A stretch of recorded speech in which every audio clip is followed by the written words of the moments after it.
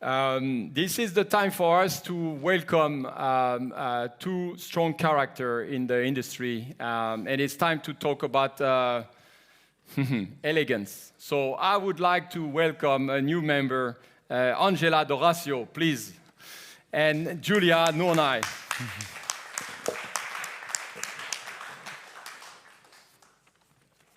So when this idea came of, I would like Julia and Angela to speak about their work. Because I'm a total lesbian, I felt very uncomfortable because I say, I'm going to ask ladies to talk about how ladies are great, which is an absolutely macho attitude. So this is definitely not the purpose. The purpose is because I've been the witness as a panda baby of the new wave from the beginning, and thanks, she took my hand and she brought me on the good end, so I had a good education because you exposed me to the good people.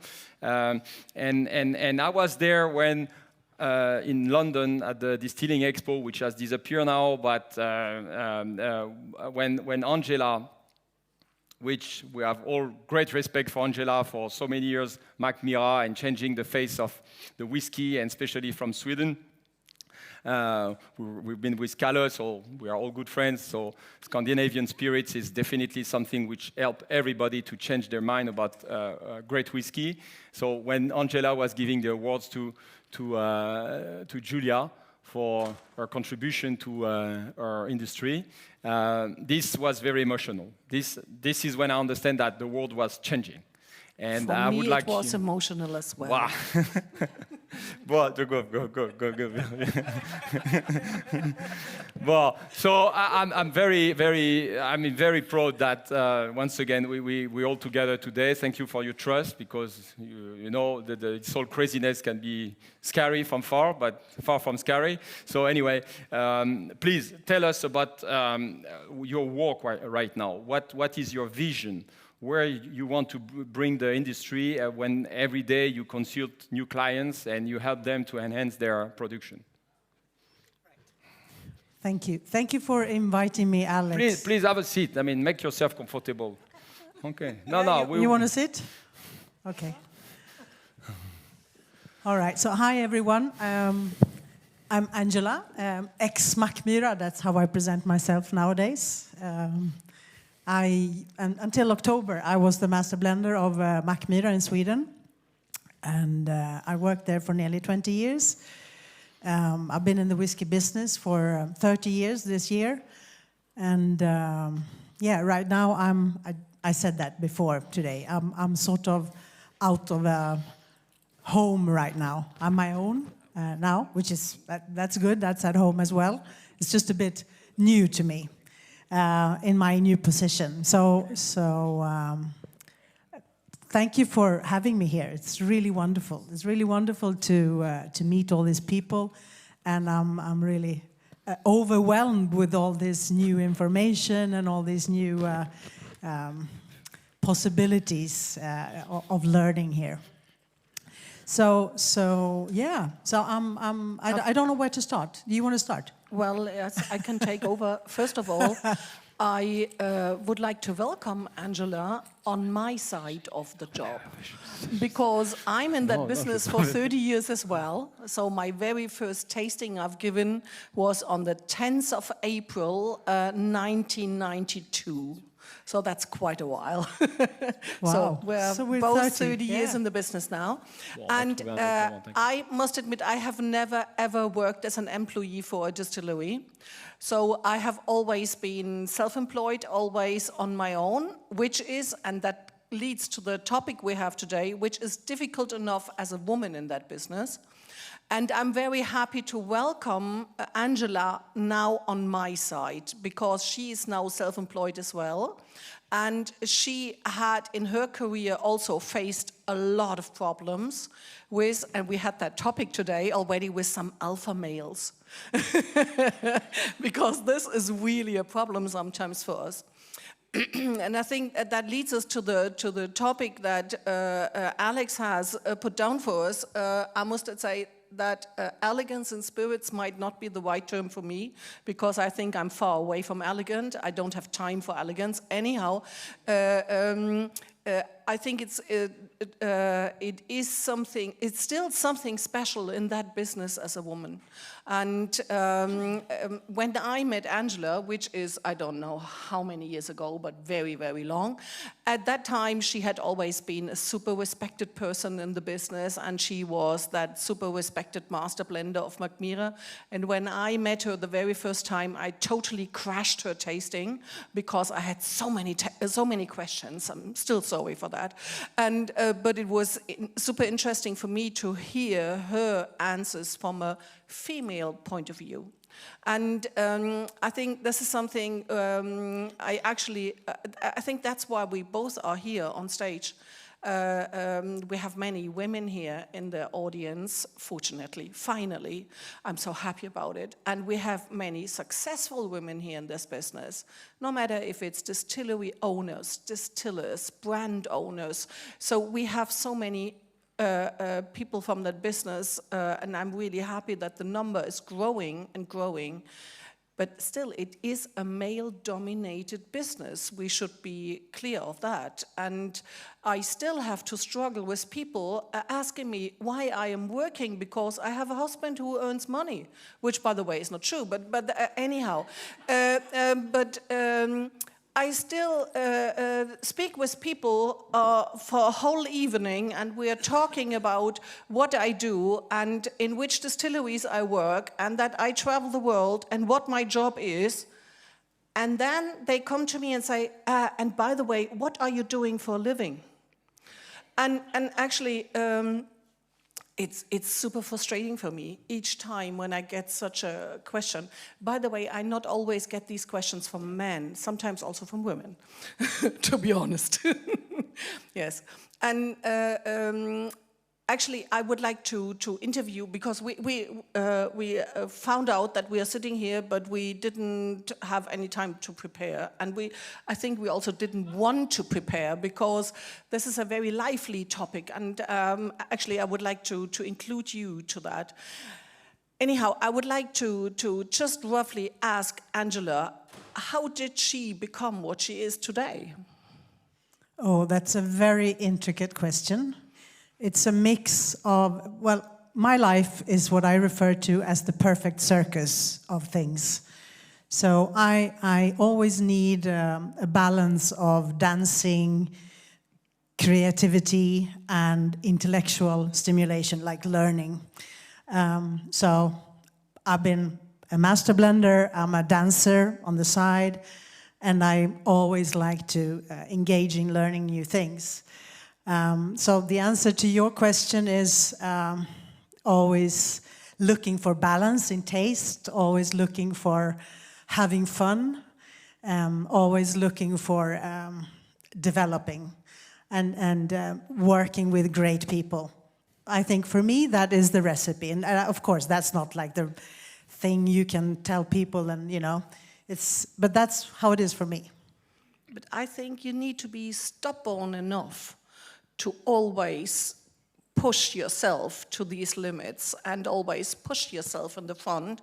And we've just talked about alpha male, but I think you must be an alpha woman, otherwise you cannot do this.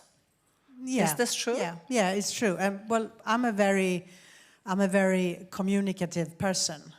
So so I remember. Well, I can tell you all about different interesting moments that I had as a woman in the business, but once I was at a competition, and one of the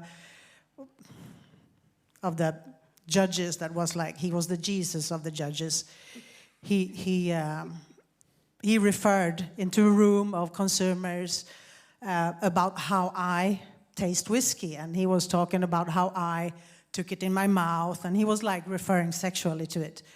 And I was like, he wouldn't do that to a man. Well, maybe he would, but that's like very much easier to do with a woman.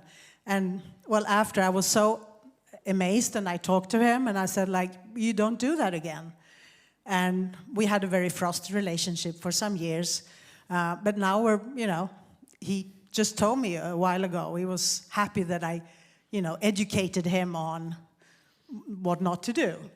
So that's not always the case how it ends, but that's I'm willing to lose the relationship in many cases, and that's, I think, what you need to do. You need to communicate. So may I have a question, Angela? So in a world where, the days are not 48 hours, unfortunately only 24, we all know this story. How do you, I have to say, it shows your clients, because it's impossible to say yes to everybody. So when you see, with your eye sensitivity, I'm sure that when you see a new distiller coming, or even an established who asking for help, where is your focus? Where do you see hope? Because I know that you work with long-term. Well, to be honest, I'm very new into this consultant business. So for me, it's, for now, I work with very few external customers, and I'm sort of creating my new world.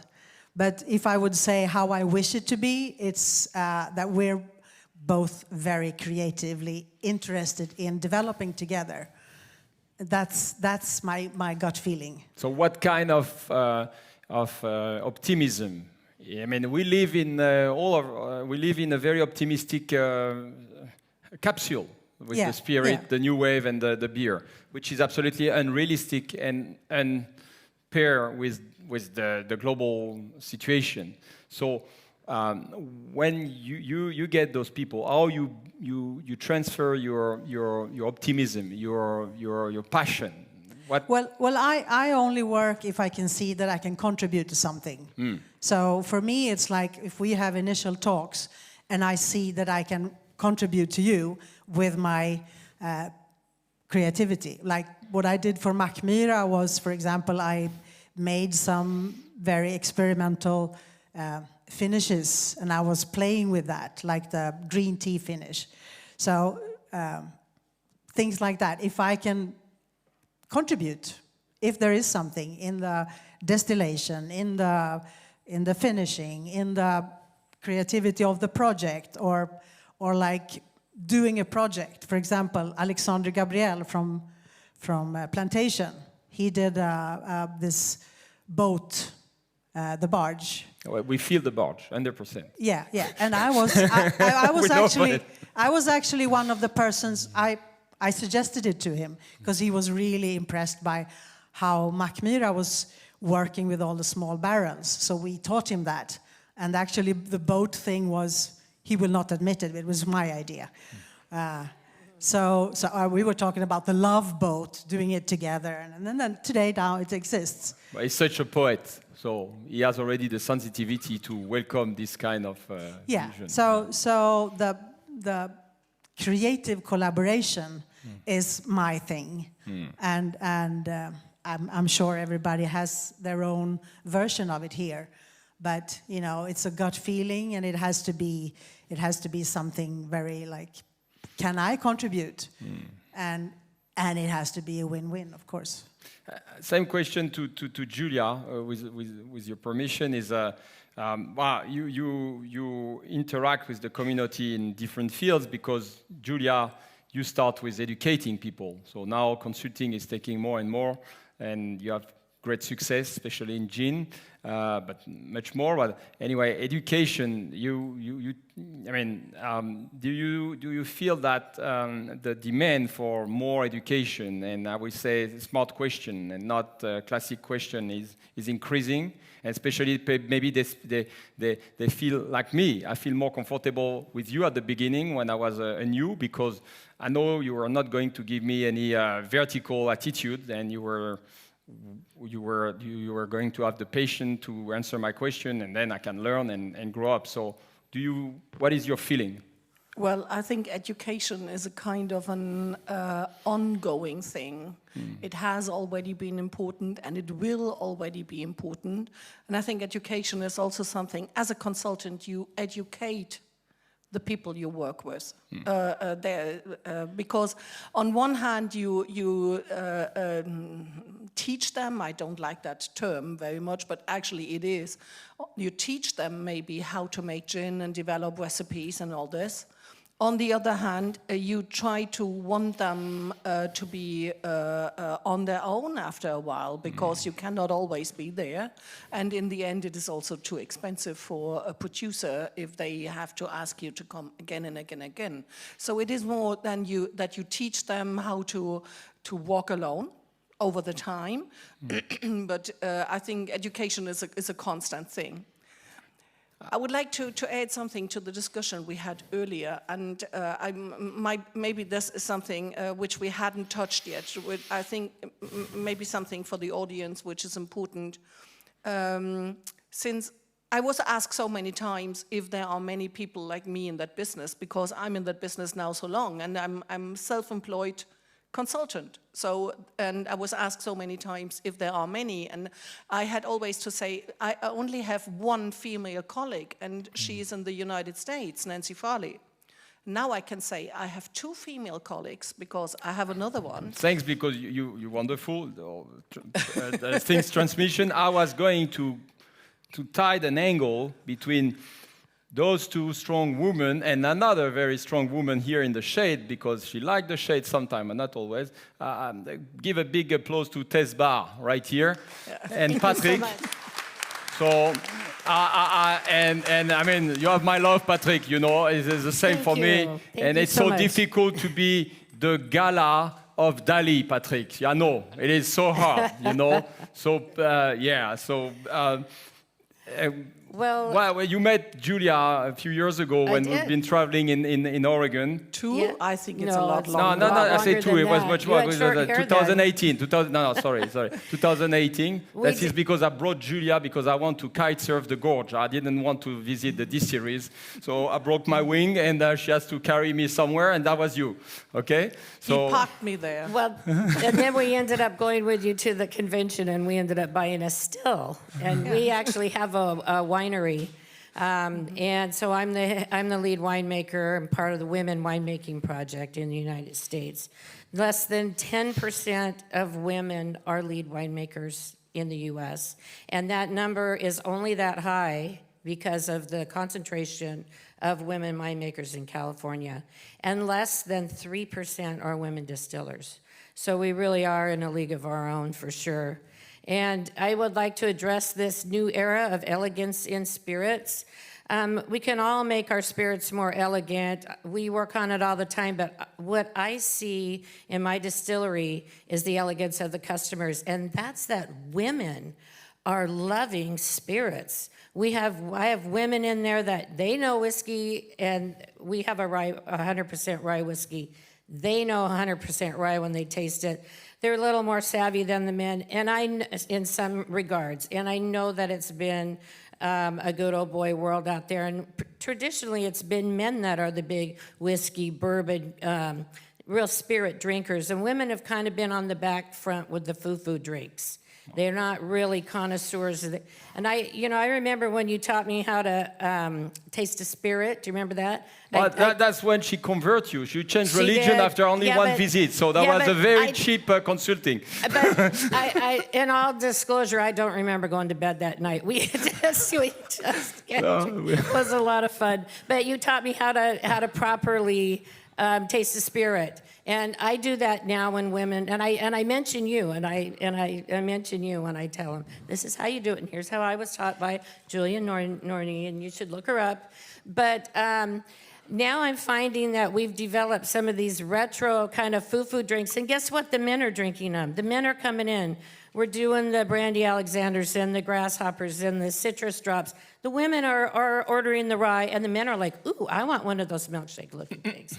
So, the times are really changing, and I think that the elegance, too, is just getting those more mouthfeels. I've noticing that people, we have a pretty big bourbon and whiskey section in our small town of Hood River, and I'm noticing that the whiskey is just flying off the shelves. At Christmas, they were empty. You couldn't even get whiskey. So developing more elegance in probably the whiskeys and the bourbons is a really way to go.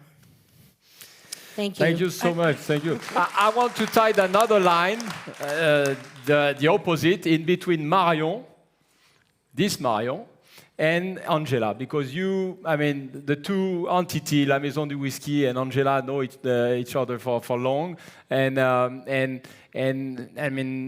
Marion is basically also disrupting the opening new market, new product, and it's opening a new era of craftivity. And Mac Mira was one of the hits of La Maison du Whisky, if I'm not. Yes. Yeah. So tell us about also collaboration in this field. Collaboration between Mac Mira and La Maison du Whisky. Yeah. Oh, no. Well, that hasn't. I don't know. That hasn't been that much. I mean, La Maison has been the importer for Mac Mira, and I don't think we have done any other projects together. So It might happen now. Well, who knows? Two finishing experts coming together. Yeah. So well, one of the things does I would say, does this elegance make also the distribution? Again, producing is good, but we need to also put the product in the hand of the consumer. So this elegance make the things more fluent? I don't know. I think education. Mario, but give a mic to Mario, maybe. Yeah, can I just finish to answer? Well, in my experience, elegance is something that is subjective. What is elegant to me is not to Julia, and she finds sulfur if it's like 2 kilometers away, and I don't. I accept a little bit of sulfur. So, what is elegance is really relative. And I think, educating the consumer is what we need to do. Educate, like everyone here talked about, communicate and invite the consumer into our world, doing the owning the barrels. For example, like Mac Mira has the world's largest small casks, privately owned barrel program, which was the one that Plantation wanted to know about. So inviting the consumer to be on the journey, tasting, deciding when the barrel is ready, tailor-make the cask. Oh, do I like the Swedish oak or do I like the American oak? Do I like it finished with Amarone or do I like it, and then follow the journey and make my own whiskey or make my own gin. Like Mac Mira has the old casks, putting the gin into. Do you want to redo your cask again with some gin? All right. Like Tal was saying a little bit. So Mac Mira has been doing that from the beginning and just without saying it, sold like thousands of liters of cask finished gin to the whiskey consumer who already had 48 bottles of his own cask at home. Sure. And following Mac Mira on the journey to New York and to Spain and to whatever, to doing lovely trips and things like that. So all these things, bringing more women into it, because it's not like hoo-hoo, let's drink. It's about sensing and so. Please, like Sophie from Cooper King, and Abby. Abby is also the captain in the team. So we see her old in the new wave generation, the proportion of female distillers is getting bigger and bigger every day. And myself, I have to say, so it's the second time I say my ultimate dream is to create perfume. A perfume. I don't think you're alone with that. Here's another one who's interested. I would like to say something about Sophie, just to mention you again, because I was just happy that Alex just came up with your name, because anyhow, I had mentioned you anyhow. So, Sophie, you probably, I'm not sure about, but you're probably the youngest distiller here in the room, and a female distiller, and I'm super happy about that. How old you are? How old? Sophie, how old? Woo! Yes, and Sophie, just one thing for your future. Age helps a lot. Okay, so I realized for myself, and I'm probably speak also for Angela as well, that each year I'm getting older helps me a lot in that business. Okay, not only because we make more experience and we maybe also develop different understanding of the whole business or a different overview, which takes time, but also the acceptance of a female distiller or a female consultant or whatever. Each year helps. Just one thing. Yeah, and representation helps. Yes, as well. Well, that's why we have to be back together next year, and please bring more ladies' spirits, please. And by the way, those two ladies are very familiar with a fantastic contest, which is your contest. Please talk about your C2C Spirits Cup, you mean? Please. I must admit that I didn't the whole family should come and see that, because that's unique. Please. Yeah. I must say, no, Angela was not involved, so maybe in the future. No, I created a few years ago. I gave you a couple of bottles. Sorry? I gave you a couple of bottles. Yes, you gave me, and they have done very well. But a few years ago, 2014, it was the very first time I created a competition, because I'm judging in so many competitions myself, and I always realize that professionals judge differently than consumers. And I always wanted to give the consumers a voice. And that's why I created a competition where consumers have to behave like professionals. That means they are tasting up to 20 spirits on such an evening. It was mostly whiskey. I've done the same with gin as well. And they had to taste up to 20 gins or up to 20 whiskeys in one evening. And they had to spit like professionals. It was really hard for them, I can tell you. But anyhow, I realized that in the end, the scoring is probably not so different between a professional voice and a consumer's voice, but they have other reasons for it, and I just wanted to give them a voice just to express themselves, what they really like and why. And I realized that the acceptance of that competition was really great. I only made it in Germany, in only a few places. But the acceptance was just great by the industry, because they were super interested as well what the consumers said. And the other side was also, on the consumer side, it was very well accepted, because it really makes a difference if someone who they don't know even by name, maybe in a competition in Tokyo, says this is a good product. Or if it was your friend in a competition and he was a judge himself. And that's the big difference. So the competition was just a great thing. I couldn't make it now for 3 years. The thing was 2 years. I couldn't make it for reasons of Corona, the bad C word. But this year I was just not prepared, because I did not know how it comes out. Are you going to include the mob in the next C2C? Well, what we can do maybe is that we do a kind of a blind tasting here, that you can see how this situation in a competition is. This will be a fantastic topic for next year, I think. Yes, because it's absolutely blind, and you just have to trust yourself. And I realized that it's really difficult for many people. With Julia, we were brainstorming before this new edition about making a contest. And that's also, we were starting to exchange with Angela. I wanted to have her as a judge. Yes. Basically, Angela was going to take the captain chair. And once again, brainstorming, not only one mind, 2 minds, 3 minds, it makes the things clarify. And we realized that we're not here to judge the members. We're not here to judge the family. This is how you create distortion. And this is just the opposite of the spirit of the mob. So I think that actually this is the best for us to create such. So we will work on that if you accept, Madame le juge. So deal.